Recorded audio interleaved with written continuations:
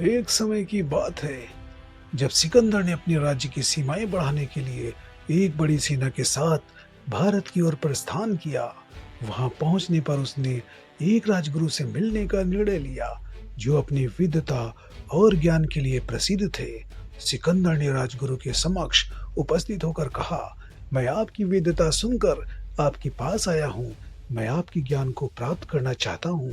राजगुरु ने सिकंदर को देखा और कहा, सिकंदर, तुम्हारी इच्छा ज्ञान प्राप्त करने की है, लेकिन क्या तुम जानते हो कि ज्ञान क्या है?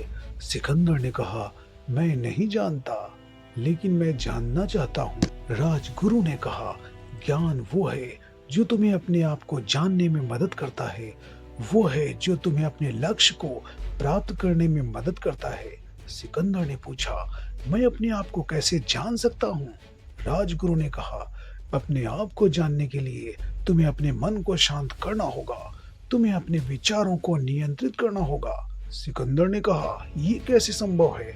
राजगुरु ने कहा, ये संभव है यदि तुम अपने आप को अपने कर्मों से जोड़ते हो। यदि तुम अपने कर्मों को अपने लक्ष्य के अनुसार करते हो तो तुम अपने आप को जान सकते हो। सिकंदर ने राजगुरु की बातें ध्यान से सुनी और उनका आभार व्यक्त किया।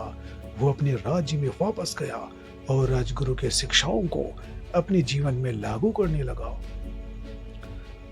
कुछ समय के बाद सिकंदर ने राजगुरु को एक पत्र लिखा जिसमें उसने लिखा, मैं आपकी शिक्षाओं को अपने जीवन में लागू करने के बाद अपने आप को जानने में सफल रहा।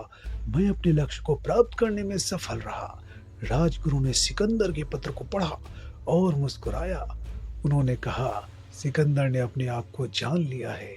अब वो अपने जीवन को सही दिशा में ले जा सकता है। इस कहानी से हमें ये सीखने को मिलता है कि ज्ञान अपने आप को जानने में मदद करता है और अपने लक्ष्य को प्राप्त करने में मदद करता है।